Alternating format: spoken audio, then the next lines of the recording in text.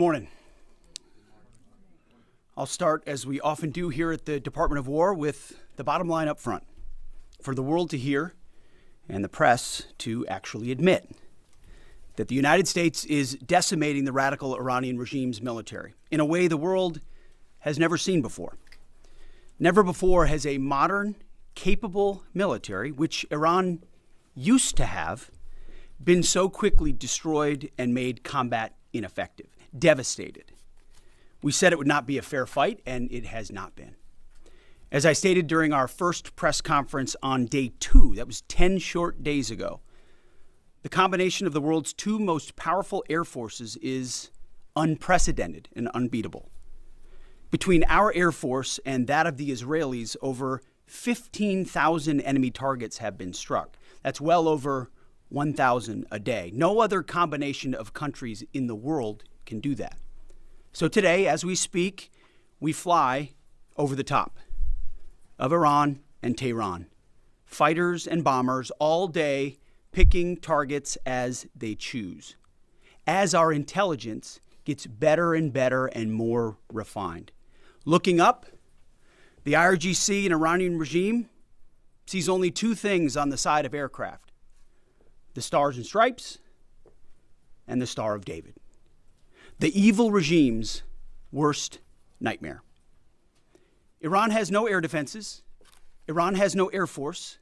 Iran has no navy. Their missiles, their missile launchers and drones being destroyed or shot out of the sky. Their missile volume is down 90%.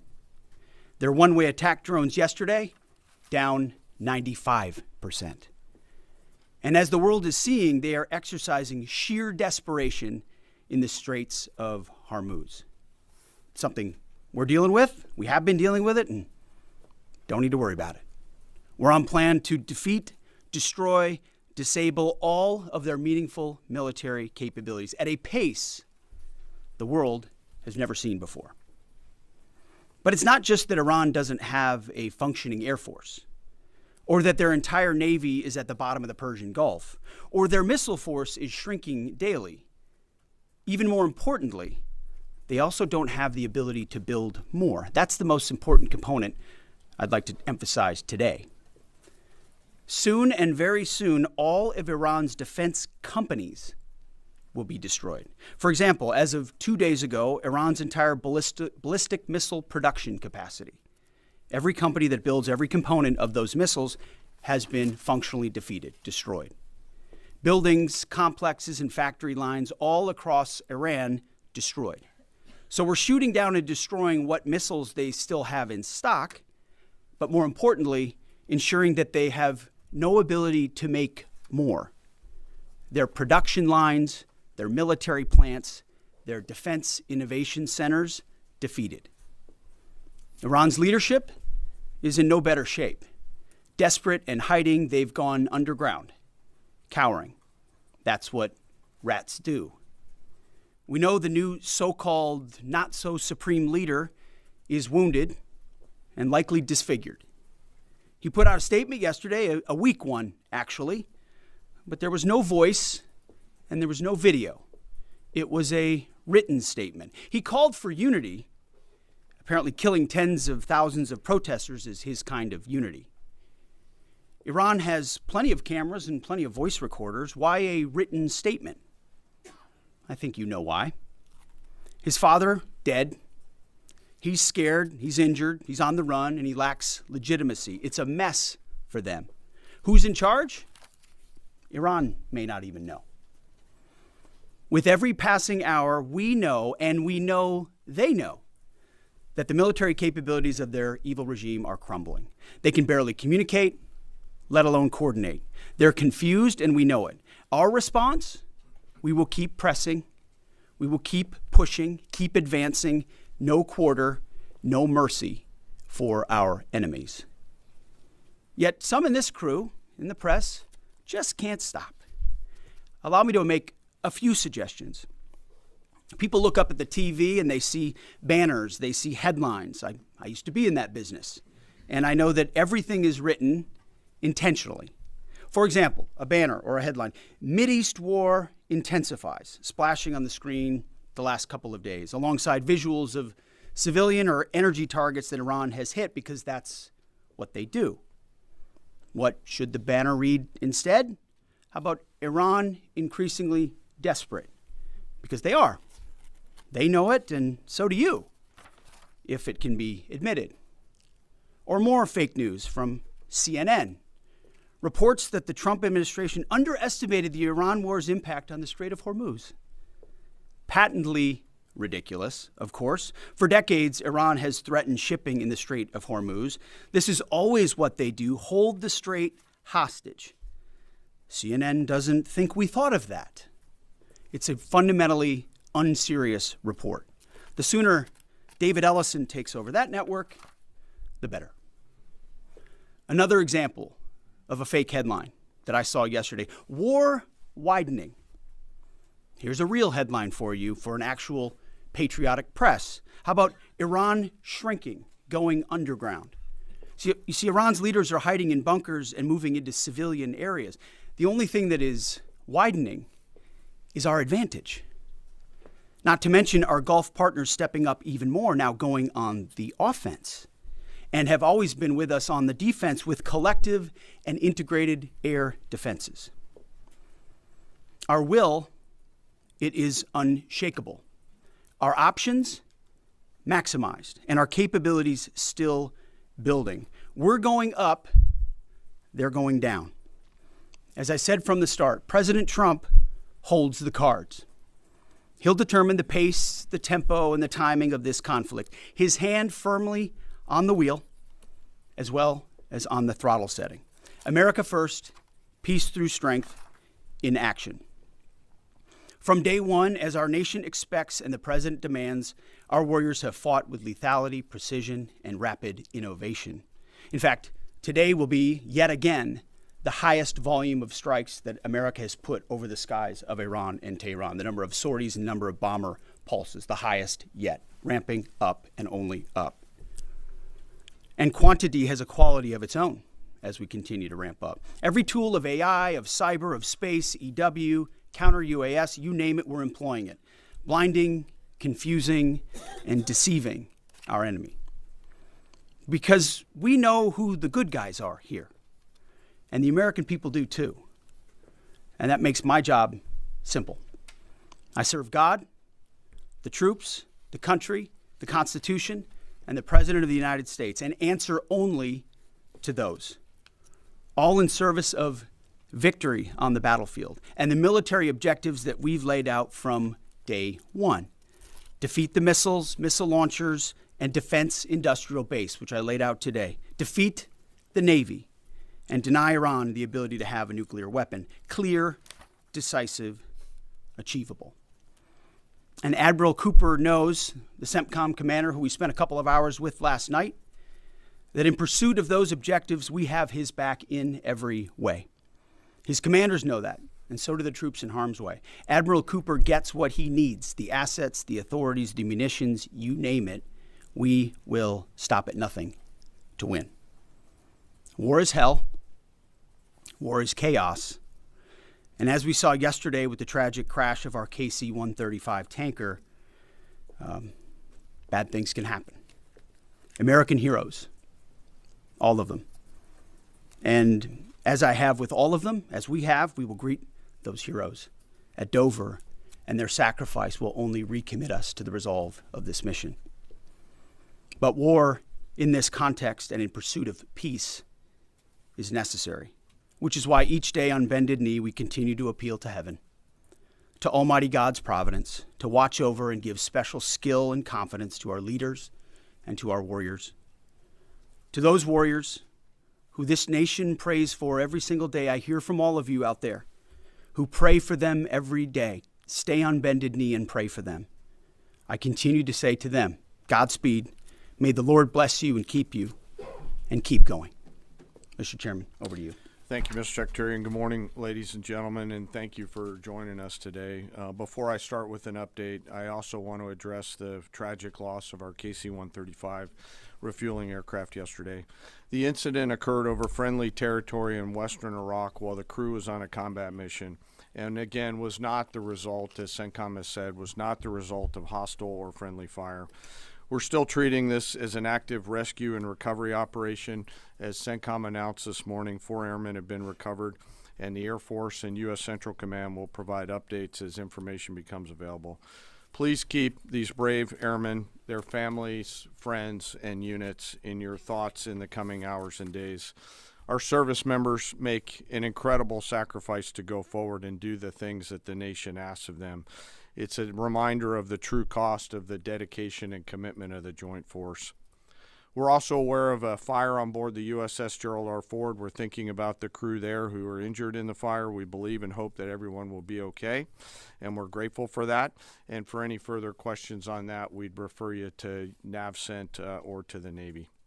This morning we enter the 13th day of Operation Epic Fury, and we continue to make progress towards our military objectives. As the Secretary said, today will be our heaviest day of kinetic fires across the operating area.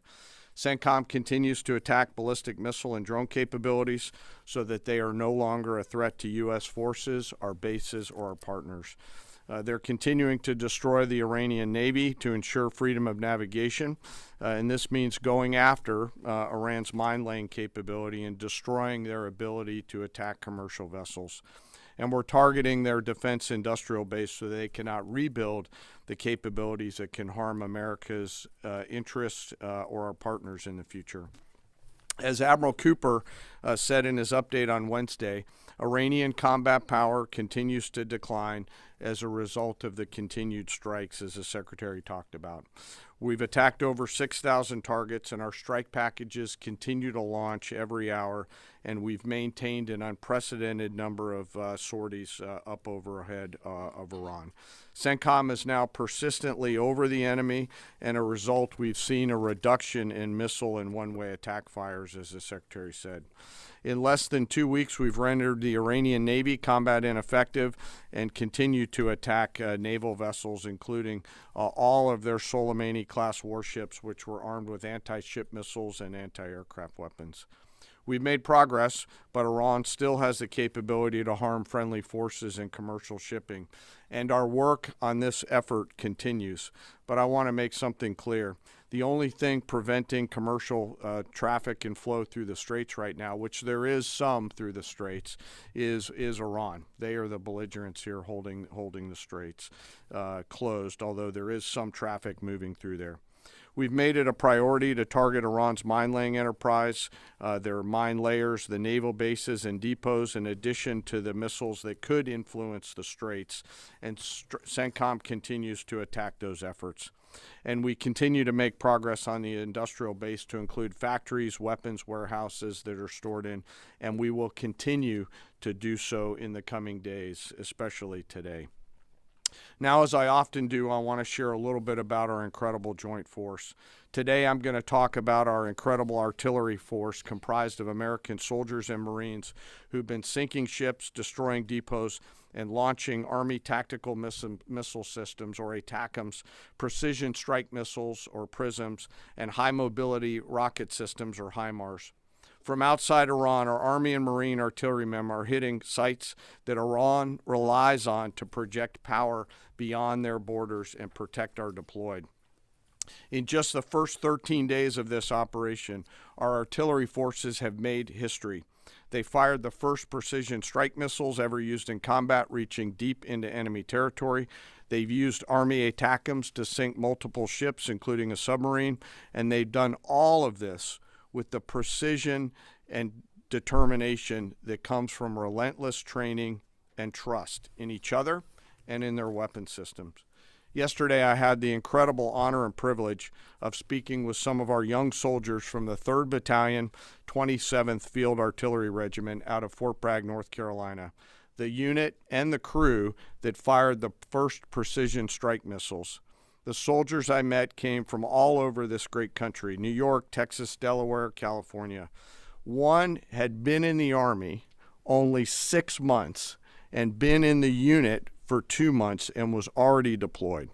He was the youngest at 20, but you would not know it from the way that they talked about their mission. The others were 22 and 28 years old. They spoke with the sense of calm pride, purpose, and clarity that tells you clearly they understand the weight of what they're doing and the people who depend on them. I asked them to walk me through a fire mission. I asked not just what they do, but what they feel, especially those first crew members on this particular mission. These soldiers basically live in these vehicles behind us. The cab, very tight, 2 folks sit next to each other with the crew commander behind them. It's jammed inside there with their personal weapons and kit. And they sit and wait for a fire mission. And when that fire mission comes, they close the armored doors and begin to program the systems. They then throw 3 simple toggle switches, and 10 to 15 feet behind them, a rocket motor ignites, and the round is headed downrange to do the nation's work. I asked these youngsters, these young, awesome Americans, what does that feel like? And one of them just looked at me and said, "It's awesome." No drama, no hesitation, in the middle of the day, in the middle of the night, in the sun, the rain, and the snow, flawless execution. Their Marine counterparts are out there doing the same thing every night. Same work, same pressure, same expectations, same results. And we hand tremendous and enormous responsibility to these young Americans. And they carry it with a level of maturity, grit, professionalism, and tenacity that makes me incredibly proud to be a part of their joint force. Their parents and families would and should be incredibly proud. And their leaders and I trust them to do the deeds that they must do in difficult circumstances every single time. I also want to touch today I want to touch for a moment today on their leadership. These young Americans are led by extraordinary young leaders out at the tactical edge. Yesterday, the battery commander and her NCO were there with this crew on the same video screen. The 2 of them hardly said a word. They didn't have to. In their eyes, and in particular the commander's eyes, you could see the quiet trust and confidence she had in these soldiers and the rest of their battery. It came through loud and clear, and we appreciate their leadership. When I asked these soldiers yesterday, what is it that you need from the Secretary and I, they looked at each other, paused for a moment, and looked back at me and said, "More rounds, sir." It was awesome. So thank you to those soldiers and Marines out on the firing line supporting our mission, and thank you to their families. Our joint force will continue today to deliver dynamic fires against the enemy from the land, sea, and air. We remain deeply grateful for their service, and for the 3rd time today, I'll mention that today will be our busiest day. This mission remains complex, dangerous, and difficult, and every service member has a family waiting for them to return home. And I want to thank all of the families today who are supporting their deployed forces and those doing the work here in the States. On a personal note today, I also want to thank the joint staff and the team that I have the pleasure of working with, some of them right here in this room. They are working 24 hours a day to deliver the options that we must to the Secretary and to the President. Today, as I close, I ask that we remember our fallen and those participating in the recovery operations to bring home our lost KC-135 crew, that we keep those service members and their families in their thoughts and prayers. Those are very, very, very tough days when that knock comes on the door for people on both sides of the door. Again, thank you to our deployed, thank you to our fallen and to their families and to the Joint Force. And with that, I'll turn it back to you, sir. Mr. Chairman. Alexandra Ingersoll, One America News. Can you tell us a little bit more about the Strait of Hormuz and when it might be fully operational again? And how do we ensure our objective of denying Iran a nuclear weapon if they continue to align with our adversaries? So I'll take it and chime in, Mr. Chairman, if you'd like it all. I want to emphasize what the chairman said about that. The only thing prohibiting transit in the Straits right now is Iran shooting at shipping. It is open for transit should Iran not do that. Now, there's a reason why we chose, as one of our primary objectives, destroy the Navy. We understood the ability to interdict shipping is something Iran has done for 40 years. It's key terrain. They've used it as leverage. The world is seeing what they'll do to fight back in that context. And so We've heard them talk about taking various measures, and we're planning for all of them. So we have a plan for every option here. We're working with our interagency partners, and that's not a strait we're going to allow to remain contested or with a lack of flow of commercial goods. So we're aware of that. We're laser focused on our military objectives, but also want to make sure our partners across this government understand we're working with you to make sure that energy flows, and that's an important part. And the second question was on the nuclear capability. As we've said from the beginning, their strategy shifted just from defense of their nuclear facilities to a conventional umbrella of so many missiles that no one would challenge their ability to the opportunity to defeat their nuclear capabilities. And it was growing by the day. So with Iran at its weakest moment, going at that ballistic missile capability creates an opportunity to ensure at any point in time that Iran give up their nuclear capabilities, or if need be, you prevent them from doing it, as the president has done once already with Operation Midnight Hammer, obliterating those capabilities. So the conventional side is a huge part at getting at denying nuclear capabilities, if you have anything you want to add. Appreciate the question. I'm not going to comment on what we may or may not be thinking about any options that the Joint Force could be tasked to do in the future, whether it's on the nuke matter or anything else. Thank you. But we have options. The mines that are in the Strait of Hormuz and our ability to, obliterate them? We retain a range of options to solve a whole variety of problems, and that is one set of options that we have, that we hold on to. So, absolutely. Thank you. Thank you, Secretary Hegseth. Mary Margaret with Daily Wire. Thank you both for the update. ABC News has updated its story from yesterday, clarifying that the FBI report on Iran possibly striking California was unverified.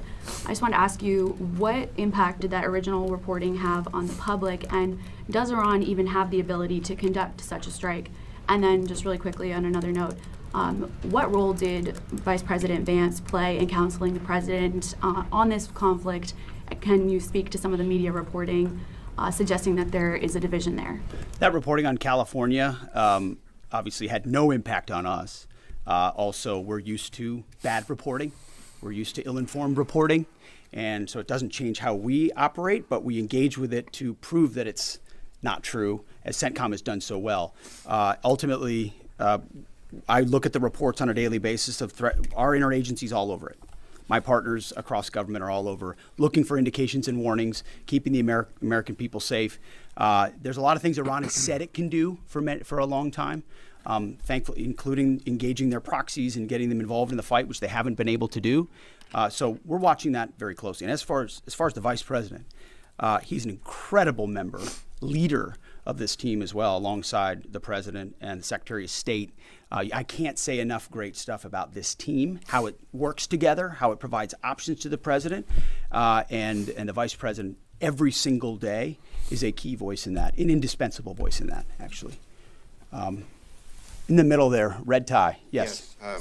Michael Gordon, Wall Street Journal. Iran is thought to have 440 kilograms of highly enriched uranium in at least 2 locations and several thousand kilograms of lower purity material. Can you conclude this mission successfully without physically taking control of that material, or are you counting on diplomatic negotiations to provide some measure of control leading to its removal? You've mentioned missiles, you've mentioned drones, military industry. You haven't stipulated that taking care of that material is a mission priority. We've said from the beginning, deny Iran nuclear weapons as a core mission. We retain options across the spectrum to ensure that they never do. And President Trump has said that. And that's why this mission actually couldn't have been possible without Midnight Hammer, without what those B-2s did going across and obliterating those facilities. That set the condition for the opportunity to do what we're doing now. So the president's kept his eye focused on nuclear capabilities. And I will say we have a range of options, up to and including Iran deciding that they will give those up, which of course we would welcome. They weren't willing to do in negotiations. I would never tell this group or the world what we're willing to do or how far we're willing to go, but we have options for sure. Right next to him. Me? No, right there. Right here, sir? Right here? I'll take it, for Quarter sure. zip right there, yep. No, you, yep. Okay, thank you, sir. Can you please provide some guidance? It's been 13 days in. Can you please provide some guidance, both of you, about the strike on the girls' school. There's been reporting that indicates that preliminary inquiry, even though it's ongoing, has determined that the airstrike was carried out by the United States. Given that there is another competing narrative that this was done intentionally, can you provide us with some guidance about whether this was the case? Secondly, we are also getting, we had heard yesterday from Energy Secretary Wright that said that the U.S. Navy would not be ready until the end of the month to provide escorts through the Strait of Hormuz. Is that an accurate assessment? And if so, can you tell us why? Thank you. Well, with an issue on your first topic, an issue of such seriousness, we're not going to let reporting lead us or force our hand into indicating what happened in a particular situation, because the truth matters. So I can report that CENTCOM has designated an investigating officer to complete a command investigation. The command investigation will take as long as necessary to address all the matters surrounding this incident. And the investigating officer is from outside CENTCOM and is a general officer. But I will note to this group and to the world, there's only one entity in this conflict between us and Iran that never targets civilians. Literally never targets civilians. I look at the process that's used on dynamic strikes or on boat strikes and others. We have a very high fidelity process in that case. So we don't target, Iran does. We will investigate, we'll get to the truth, and we'll share it when we have it. Absolutely. And what was the second question? About the question? Strait of Hormuz, about the Navy. Secretary Wright. It's a tactically complex environment, and before I think we want to take anything through there at scale, we want to make sure that we do the work pursuant to our current military objectives to do that safely and smartly. So we're continuing to develop. And we do a lot of work. Yeah. And like I said, it is dynamic, but this is, I think, almost by 20% the largest day of strikes. And as I said, our intelligence just gets better and better. That feedback loop feeds itself.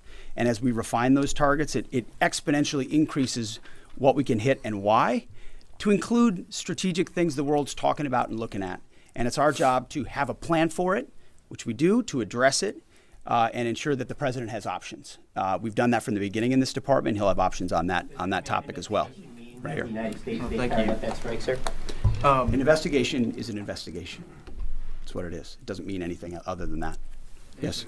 Ryan Morgan with the Epic Times. Regarding today's busy day of strikes, last week you guys discussed the progress of the air campaign to gain air superiority and to transition from these standoff weapons launched at range to more overhead strikes. Can you now say that these strikes today are going to rely entirely on stand-in over-the-top weapons, or are standoff range weapons still in play? It's a great question. I can say, based on the report I read this morning at 0600, only 1% of the munitions we're using today are standoff munitions. The rest are over-the-top, the types of which we have a plethora.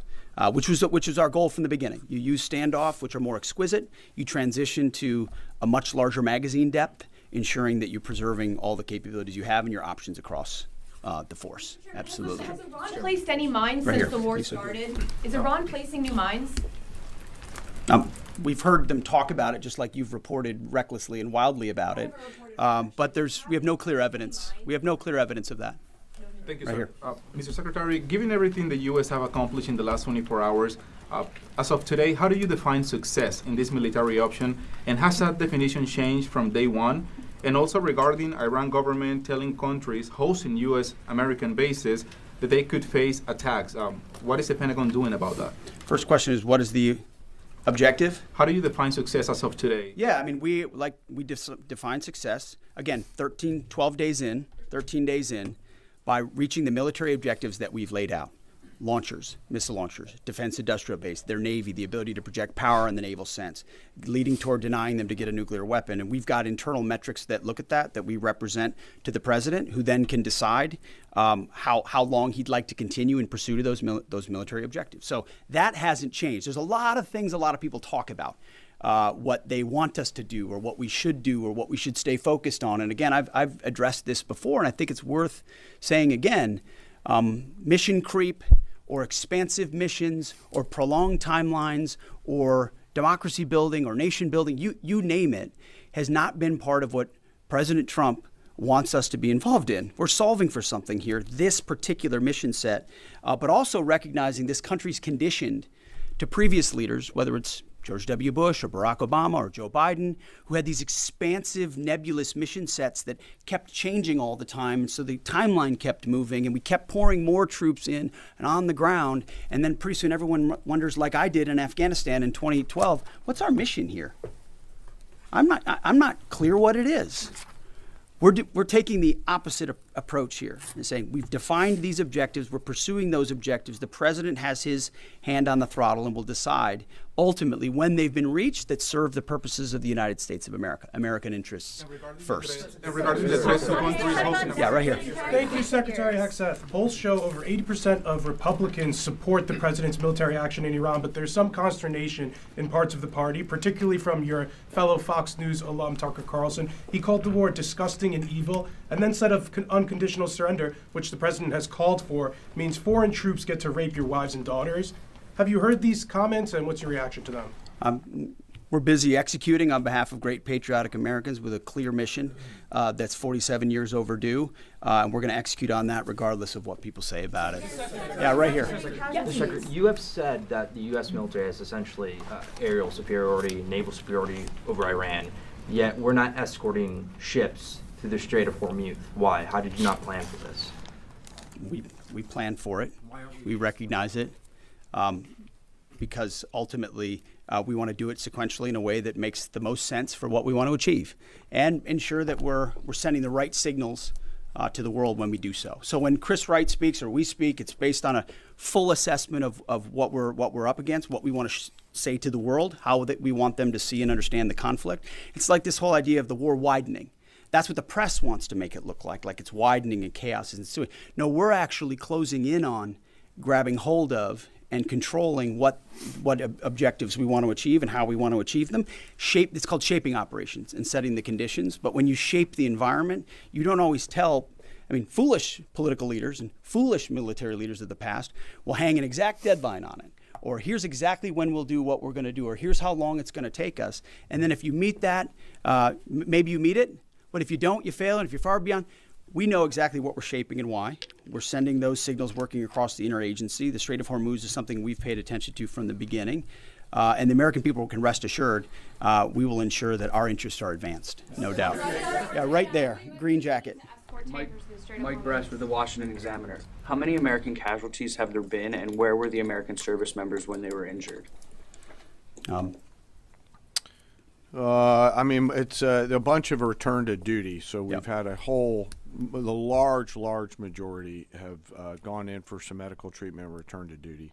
We've had in Kuwait, Jordan, down across the southern flank a little bit, a variety of places, most from one-way attack strikes. But I want to clarify that. I think what we've tried to do here is clarify those too. numbers rather than saying KIA or WIA wounded. Be more clear about that because the overwhelming majority, almost 90%, thank God, are returned to duty. Minor injuries returned to duty, and so that number can look a certain way, and our job is to add some fidelity to it. Absolutely, right here. Yeah. Thank you, Mr. Secretary. David Zia, Real America's Voice. Can you share what types of munitions have been used on the attacks on commercial shipping? Have any hit mines? And are USVs, unmanned surface vehicles, being used? And just a quick follow-up, were there any arrests in Fort Campbell with the drone thefts? I'm not familiar with the Fort Campbell thing. The strikes that Iran has taken on shipping up north in the vicinity of Kuwait have been, I believe, from surface-to-surface missiles up there. We've not seen any USV activity out of Iran that we've seen in the Gulf at this point. Nor have any ships hit mines or anything. Yeah, there's like been that. no. It's still flowing through the. There's been no strikes that we. One more time, right here. Thank you so much, Heather Mullins, Lindell TV. My first question is: President Trump is set to meet with Xi Jinping in a couple of weeks. How much support, if any, has China been given the Iranian regime? And then the second question, I know President Trump calling for an unconditional surrender from Iran. Given that the U.S. is working in partnership with Israel on this whole operation, is Iran expected to meet demands of both countries or just the U.S., and what are those demands? Well, we're we're proud to partner with the incredible capabilities the Israelis have, but our objectives are our objectives. And so when those are met, as we meet those, we'll set the tempo of when those are met. What was the first question? He's meeting with Xi Jinping. Oh in yeah, a couple the president weeks. has What's China's a historic relationship with President Xi. They look forward to having a dynamic conversation. Two powers. President Trump ultimately has established terms of that relationship, which advance the United States of America, and that meeting will continue to ensure we advance that. That's all I've got. Thank you very much. Appreciate it.